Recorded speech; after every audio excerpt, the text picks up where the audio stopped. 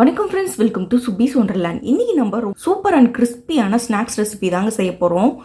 இது மாதிரி கண்டிப்பாக நீங்கள் ட்ரை பண்ணி பார்த்துருக்கவே மாட்டீங்க. இந்த மாதிரி ஒரு தடவை செஞ்சு பார்த்துட்டு உங்கள் கருத்துக்களை மறக்காமல் கமெண்ட் பாக்ஸில் தெரிவிங்க ஃப்ரெண்ட்ஸ். வாங்க ஃப்ரெண்ட்ஸ், இது எப்படி பண்ணலாங்கிறத பார்ப்போம். ஃபஸ்ட்டு ஒரு பாத்திரத்தில் 3 கப் அளவுக்கு தண்ணி சேர்த்துருக்கேன். 1/2 ஸ்பூன் அளவுக்கு உப்பு சேர்த்துக்கிறேன். 1 ஸ்பூன் அளவுக்கு எண்ணெய் சேர்த்துக்கிறேன். இப்போ இந்த தண்ணி நல்லா கொதிச்சு வரட்டும். இப்போ தண்ணி நல்லா கொதிச்சு வருதுங்க. இந்த சமயத்தில் இந்த பாயாசத்துக்குலாம் யூஸ் பண்ணுற சேமியாவில் 1 பேக் அளவுக்கு சேமியா நான் எடுத்திருக்கேன். நான் சின்ன சைஸ் சேமியா தான் எடுத்திருக்கேன். இதிலே நீங்கள் பெரிய சைஸ் சேமியா எடுத்தீங்கன்னா இதே பாதியாக கட் பண்ணி ஆட் பண்ணிக்கோங்க. இப்போ தண்ணி நல்லா கொதிச்சு வந்துடுச்சு. இப்போ இந்த சேமியாவை இந்த தண்ணியில் ஆட் பண்ணிக்கிறேன். நல்லா கொதிக்கிற தண்ணியில் நம்ம இந்த சேமியாவை சேர்த்தனால ஒரு 2லேருந்து 3 நிமிஷத்துக்குள்ளாரையே இது நல்லா வந்துடும். ரொம்ப நேரம் நம்ம இதை வேக வைக்கணும்னு அவசியம் இல்லை. லைட்டாக ஒரு கண்ணாடி பதத்துக்கு இந்த சேமியாலாம் மாறி வர சமயத்துக்கு நம்ம ஃப்ளேம் ஆஃப் பண்ணிக்கலாம். பாருங்கள், ஒரு 3 to 4 நிமிஷத்துக்குள்ளார அருமையாக ஓரளவுக்கு வெந்து வந்துருச்சு. இப்போ இது எல்லாத்தையும் தனியாக எடுத்து வச்சுக்குவோம். இந்த வேக வச்ச சேமியா எல்லாத்தையும் நம்ம 1லேருந்து 2-3 தடவை பச்சை தண்ணியில் நல்லா வாஷ் பண்ணி எடுத்துகிட்டு வந்துக்கணும். அப்போ தான் ஒன்றோட ஒன்று ஒட்டாமல் வரும். இப்போ இது நல்லா ஆற விட்டு எடுத்ததுக்கப்புறமா 2 டீஸ்பூன் அளவுக்கு அரிசி மாவு சேர்த்துக்கிறேன். 2 டீஸ்பூன் அளவுக்கு கார்ன்ஃப்ளவர் மாவு ஆட் பண்ணிக்கிறேன். இப்போ இது எல்லாத்தையும் சேர்த்து நல்லா மிக்ஸ் பண்ணிக்குவோம். இப்போ இந்த மாவு சேர்க்குறனால இந்த சேமியாவில் இருக்க ஈரப்பதம்லாம் நல்லா உறிஞ்சு வந்துடும். அதே போல் இது ஒன்றோட ஒன்று ரொம்ப ஒட்டி வராது. ஹை ஃப்ளேமில் வச்சு எண்ணெயை நல்லா கொதிக்க விட்டு வச்சுருக்கேன். எண்ணெய் நல்லா கொதிச்சு வந்துருச்சு. அதனால லோ ஃப்ளேமில் மாற்றிக்கிறேன். மாற்றிட்டு இப்போ நம்ம ரெடி பண்ணி வச்சுருந்த சேமியா எல்லாத்தையும் இதில் ஆட் பண்ணிக்கிறேன்.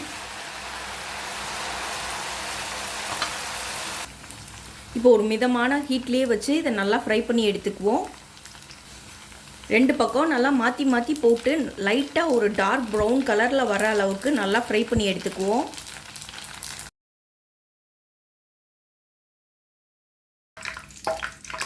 இப்போ இது ஒரு நல்ல ப்ரௌன் கலருக்கு நல்லா ஃப்ரை ஆகி வந்துடுச்சு. இப்போ இது தனியாக எடுத்து வச்சுக்குவோம். இப்போ இதே எண்ணெயில் ஒரு கைப்பிடி அளவுக்கு வேர்க்கடலையை போட்டு ஃப்ரை பண்ணி எடுத்துக்க போகிறேன். இது நல்லா ஃப்ரை ஆகிடுச்சு. இப்போ இதை எடுத்துக்குவோம். இப்போ 3 to 4 பல் பூண்டு தட்டி இதில் சேர்த்துருக்குறேன். இதையும் சேர்த்து ஃப்ரை பண்ணிக்கலாம். ரொம்ப நேரம் ஃப்ரை ஆகணும்னு இல்லை, லைட்டாக ஃப்ரை ஆனோடனே இதை தனியாக எடுத்துக்குவோம். அதே போல் 2 கொத்து கருவேப்பிலையும் ஃப்ரை பண்ணி எடுத்துக்கிறேன்.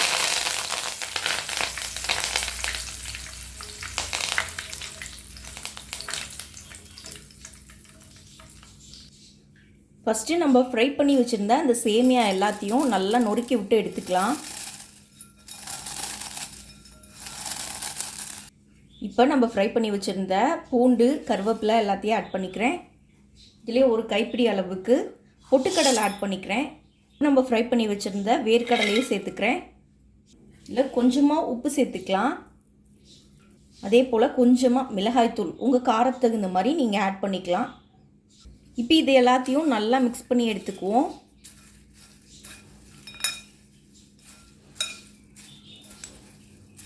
அவ்வளோதான் ஃப்ரெண்ட்ஸ், நமக்கு சூப்பரான மிக்சர் அருமையாக ரெடி ஆயிடுச்சு. மாவு பிசைய தேவையில்லை, மாவை போட்டு புளிஞ்சு எடுக்கணும்னு அவசியம் இல்லை.